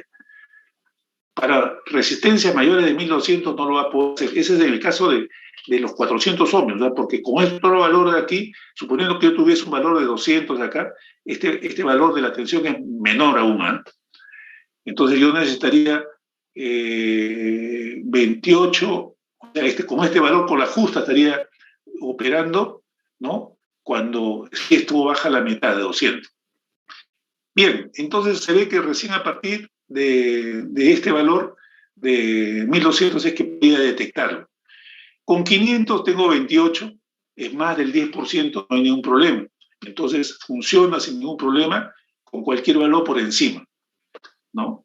Entonces, estos son, este es el valor de ajuste que yo debo ponerle al relé para que pueda funcionar con 10 amperios de corriente de falla, ¿no? O perdón, con 3.72.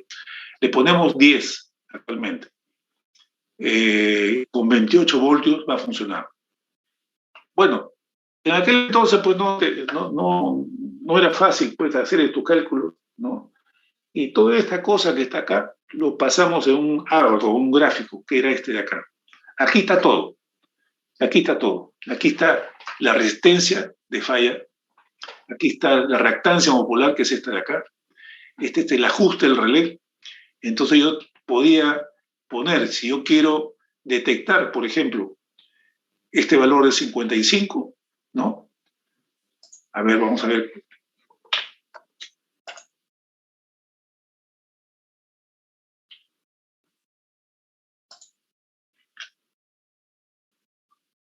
Tengo 10 amperios, está por acá. Este es corriente popular, ¿no? Como corriente popular tengo 3.72. 3.72. 1, 2, 3. 3.72. Esta es la línea de 3.72, ¿no? 400 ohmios, también estaríamos por acá. 400 ohmios, estaríamos acá.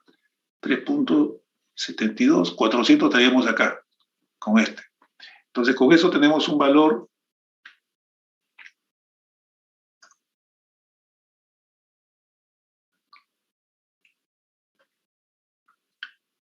de 1487.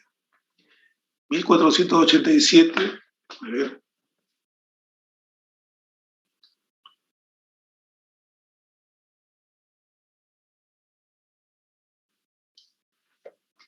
Ya, 1487. O sea, me han dicho que 3.2, 3.72, 400 ohmios este de acá, ¿no? Este valor es 10, 2, 3,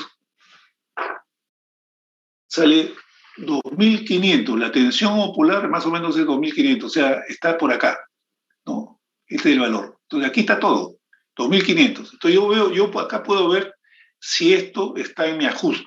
Si yo quiero que esté en mi ajuste, yo tendría que mover esta línea de operación más arriba para que entre en su zona de protección. Si no, no entra, ¿no? Entonces aquí está todo. Está resumido todo lo que está en la tabla anterior, ¿no? ¿Preguntas hasta acá?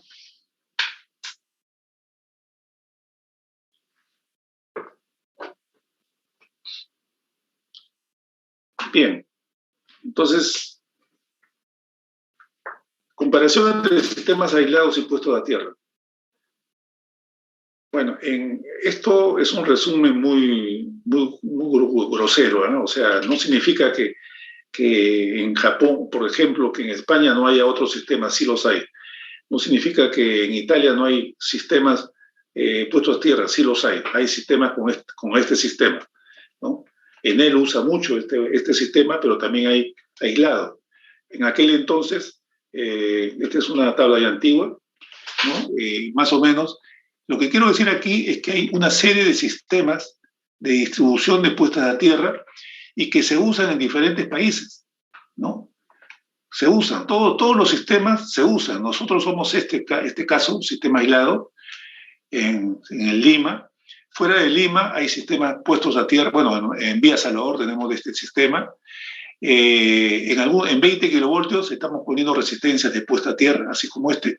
Y actualmente creo que en él está poniendo bobinas Petersen en algunas zonas, en las zonas rurales, está poniendo bobinas Petersen en la red de 20 kilovoltios. Entonces, todos los sistemas se pueden usar.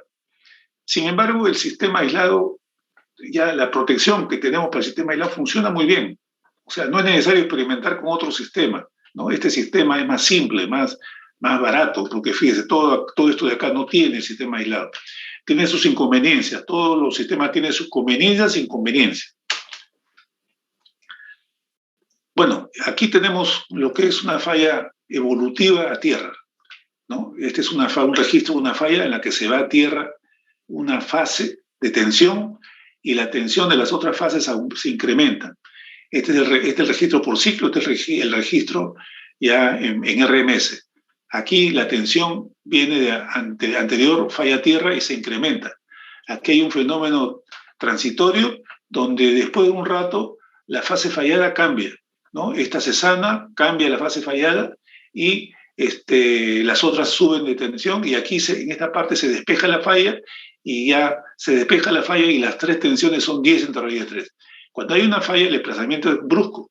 Las otras fases sanas se desplazan al valor de 10 y la fase fallada al valor de 0. O sea, digamos que si hubiese una fase fallada y está en el suelo, tiene menos tensión que las fases que no están falladas, ¿no? Tiene una tensión casi 0, una fase fallada. O sea, si yo lo agarro a ese conductor, voy a tener 300 voltios, 400 voltios, que puede hacer que no me mate. Esta es la tensión. Bueno, este es un estudio, el resultado de un análisis.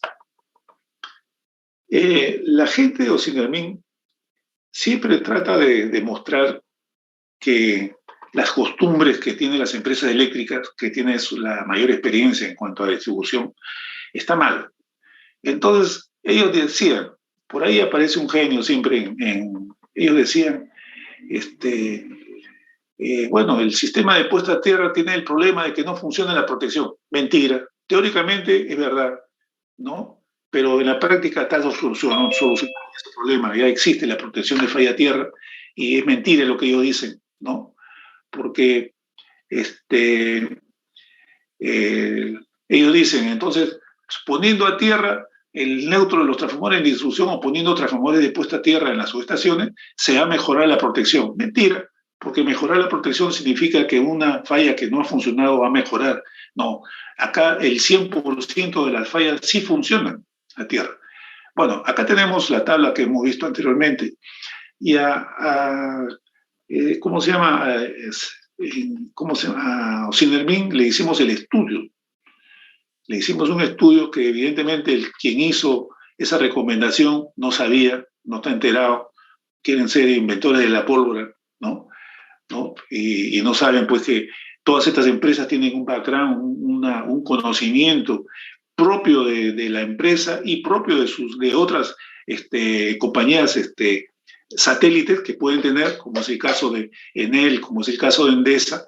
Enel tiene pues 30 países que pertenecen al grupo Enel, ¿no? En Sudamérica pertenece Chile, Argentina, Brasil, Colombia, Perú, hay en Centroamérica, hay Costa Rica, en República Dominicana también hay una empresa de distribución, y así, por diferentes sitios del mundo. En Europa hay muchas empresas, ¿no? Entonces, en Italia, pues, tiene 60 millones de clientes. Acá en Lima hay solamente 2 millones, ellos tienen 60 millones. Bien. Hicimos, pues, un estudio a ellos, ¿qué pasaría? ¿Cómo es la comparativa entre un sistema aislado? Este es un sistema aislado. Un sistema puesto a tierra a través de una resistencia de zigzag de 50 ohmios, un sistema de puesta a tierra a través de un transformador de puesta a tierra de zigzag de 15 ohmios y un sistema sólidamente puesto a tierra, que es este de acá. ¿Qué pasaría cuando hay una falla a tierra? Evidentemente que si la resistencia de falla es 0, En el caso de un sistema puesto a tierra es 2.500. Un sistema con transformador zigzag de 15 habría 1.100. Y un sistema de 50 ohmios habría 300. Y un sistema aislado habría los 120, 130 que estamos hablando, ¿no? Para una resistencia de cero. Pero no existe una resistencia de cero. De todas las pruebas, porque es solamente una muestra de la infinidad de pruebas que se hicieron en el estudio, ¿no? Vemos pues que el mínimo valor, ¿no? Aquí es 2315. ¿Cuándo se da los 15 ohmios en la zona de Lima? En una tierra de cultivo. Hay tierras de cultivos en Lima, pasan líneas aéreas por encima de las tierras de cultivo. Antes posiblemente, antes, hace muchos años, Surco, ¿cómo se llama? La parte de Chorrillos, eran haciendas donde había tierra de cultivo, pero eso ya no existe, ¿no? Acequias con agua, donde sale un valor de 23, ¿acaso ponemos líneas aéreas encima de acequias con agua? Pero te hicieron las pruebas. Entonces, ¿qué cosa es Lima más o menos? Lima podría, jardín césped, bueno, por ahí habrán algunos jardines, pero nunca he visto que una línea aérea pase encima de un jardín. Tierra seca y poca piedra, sí, más o menos Lima puede ser. Tierra de cultivo, no. Tierra húmeda con hierba, bueno, cuando llueve puede ser. Tierra de cultivo, no, no podemos hablar de tierra húmeda porque en Lima llueve muy esporádicamente. Este valor aquí no lo podemos asumir así nomás. Tierra de cultivo tampoco. Pedregoso, sí, Lima es pedregoso, ¿no? Estamos con valores de 98, 100 ohmios. Tierra terrenosa, arenoso con piedras, sí, está entre 395 y 500. Asfalto también 100 ohmios. Vereda húmeda, cuando llueve, ¿no? Si no, seguramente es un mayor valor. O sea, digamos que tenemos valores por debajo de los 50 ohmios, pero muy esporádicamente, muy puntualmente, en casos muy específicos, jardín con césped y cosas así, que normalmente no es del terreno de Lima. Si ustedes ven por dónde pasan las líneas aéreas en Lima, pasa por los arenales, pasa por los terrenos pedregosos, arenosos, o sea, estamos hablando de 400 ohmios, ¿no? Estamos hablando de arena, 600 ohmios, cosas así, ¿no? Estamos hablando de valores de resistencia de falla de 600, 400, ¿no? Por ejemplo, si hablamos de 300, ¿existe diferencia entre una falla aislada, puesta a tierra sólidamente o con zigzag? No. Con 200 tampoco, con 100 tampoco. Y fíjense que con 100 ya estamos abarcando casi todas las posibilidades, ¿no? Con 100 estamos hablando el asfalto, estamos abarcando ¿cómo se llama? El terreno arenoso, ¿no? Estamos pedregoso, 98, estamos con 100, ¿no? Y yo diría que si nosotros consideramos que la falla más ruin que podamos tener o la falla más ventajosa, que es 50 ohmios, porque acá no lo podemos considerar. Vereda húmeda puede ser una vereda, ¿no? Podría ser, estamos hablando de resistencias de 40, 50 ohmios, ¿no? Entonces, con 50 ohmios, ¿hay diferencia entre algún sistema? No. Acá también yo veo que es casi lo mismo. Con 40 es casi lo mismo, ¿no? Entonces, la pregunta es, ¿para qué poner a tierra? ¿Para qué poner transformadores zigzag si no hay diferencia entre uno y otro? ¿Va a mejorar el poner a tierra? No, no lo va a mejorar. Entonces, cuando la gente de Osimermin vio esto, no insistió más.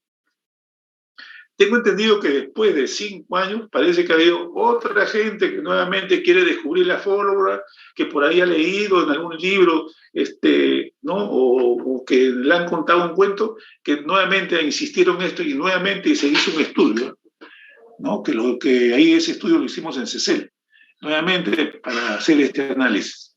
Pero ahí se hizo un análisis más detallado, ¿no? Entonces, también nuevamente le demostramos pues, que no hay ninguna ventaja en poner en un sistema, pues, más bien existen desventajas. Ventaja y desventaja, ¿no? entre sistemas. Vamos a hacerlo rápidamente porque ya estamos por concluir. Ventajas.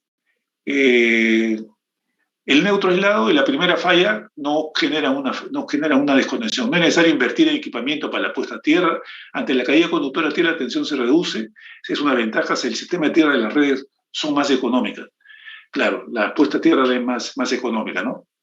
Neutro puesto a tierra, la ventaja, facilidad de detección de la falla, limitación de sobretensiones, permite distribución monofásica o trifásica de carga. Esto es para activación rural. En Lima no estamos en un sistema rural, pero es una ventaja del sistema. Desventaja del neutro aislado. Mayor costo de aislamiento de los equipos, teóricamente, porque en la práctica no hay esta problemática. Mayores posibilidades de sobretensiones, sí, teóricamente.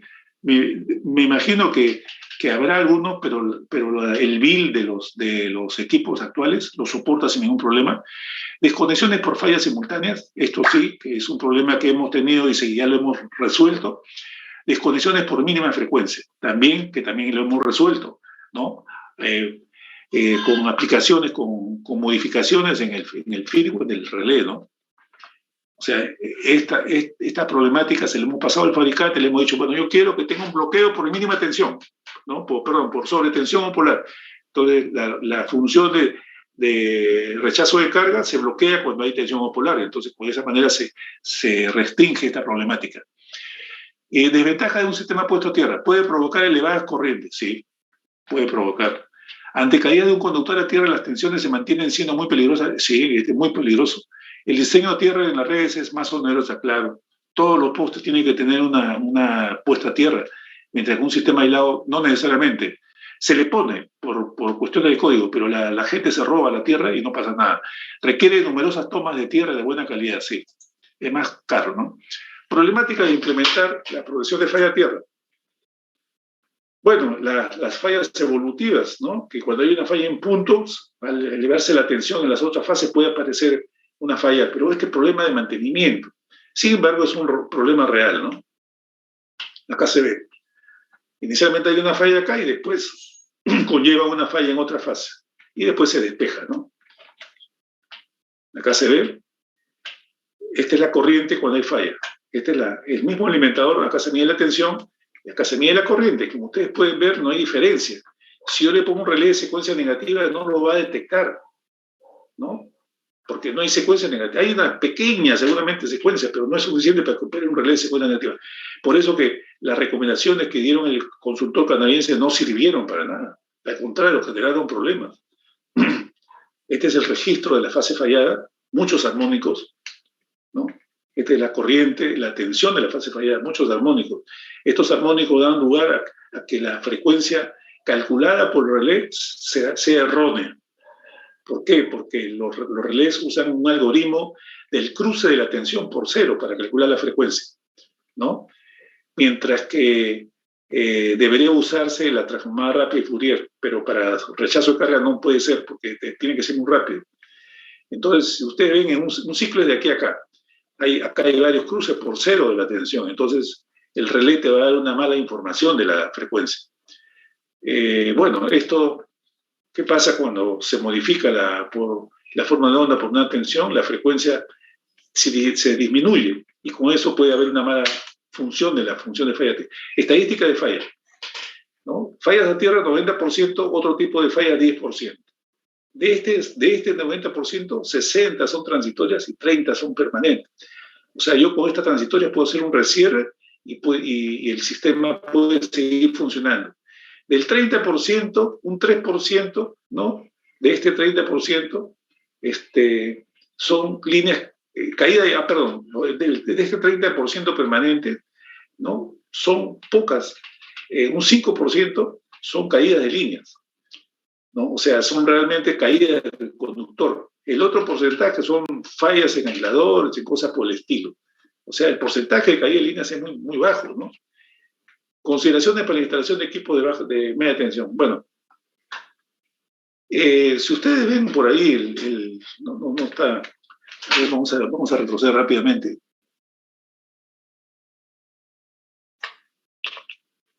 Acá.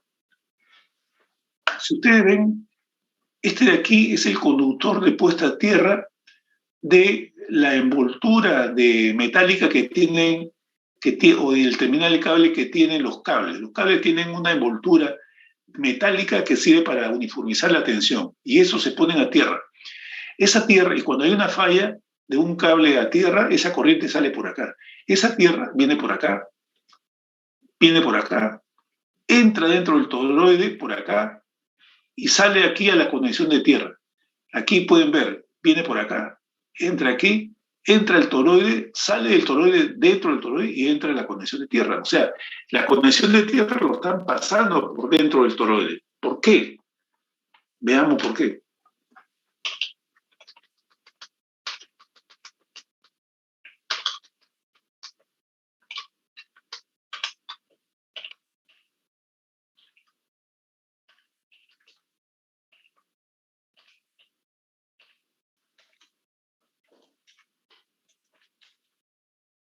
Bien, este es el terminal de cable, estas son las fases RST, esta es la puesta a tierra del terminal de cable.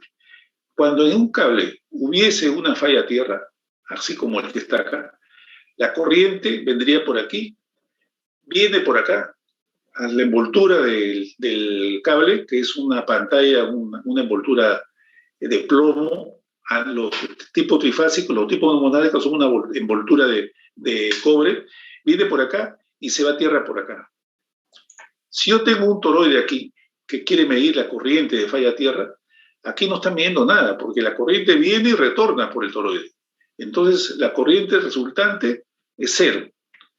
Yo para medir la corriente o tendría que haber una sola dirección o tendría que volver a meter la dirección por acá y poner la tierra así. Por eso se ve que la puesta a tierra está saliendo del toroide. O sea, está así. Si hay una falla acá, la corriente viene por aquí, retorna por la envoltura de plomo, llega a la puesta a tierra y nuevamente entra acá. Entonces es 1 menos 1, 0 más 1 es 1. ¿No? Entonces la corriente es recién con esta conexión es que el relé puede medir una corriente. Si no, no mide esta corriente de falla. Bueno, otras cosas que se hacían antes, ahora ya no, porque ya no se usa esos terminales de cable, era que había que aislarlos, ¿no? La botella terminal, que era metálica, se soportaba en una estructura metálica, entonces había que aislarlo para que la corriente retorne por acá, si no la corriente se podía venir por acá también. Le poníamos una plancha de baquelita, le poníamos un tubo acá, ¿no? Aislante, de manera que no choque el perno con la parte con el fierro. Resumen de la experiencia en Lima. Al principio del año 80, acá cuando ya lo hemos contado,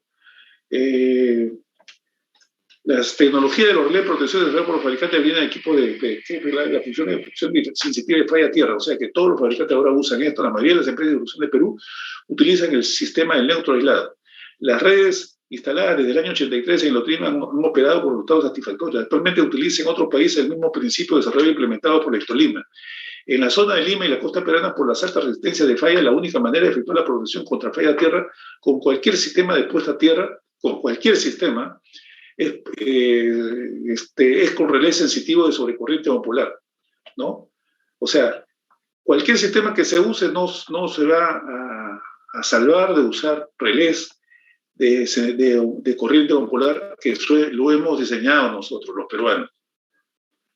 En sistemas con el neutro puesto a tierra, ¿no? Con relés direccionales, en los sistemas, o en los sistemas con neutro puesto a tierra, los relés direccionales no funcionan. Deben usarse relés de sobrecorriente no direccional.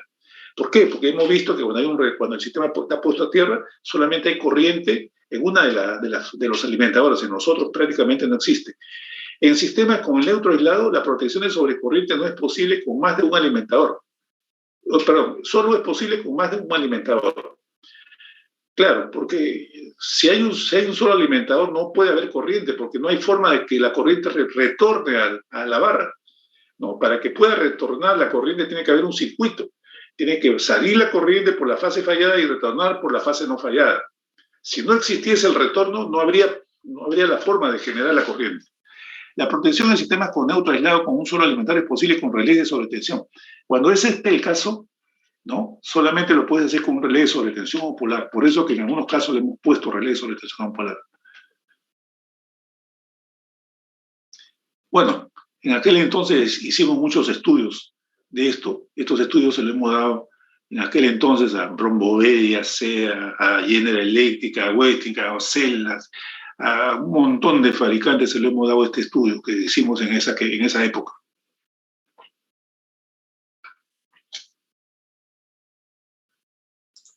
¿Preguntas?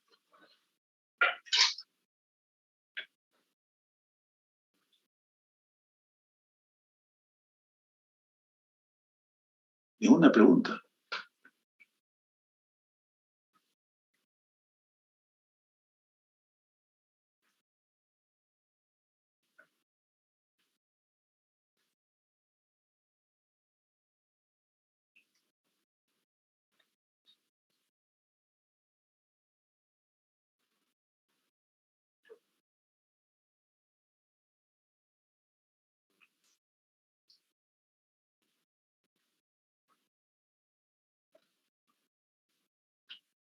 No hay preguntas, señores.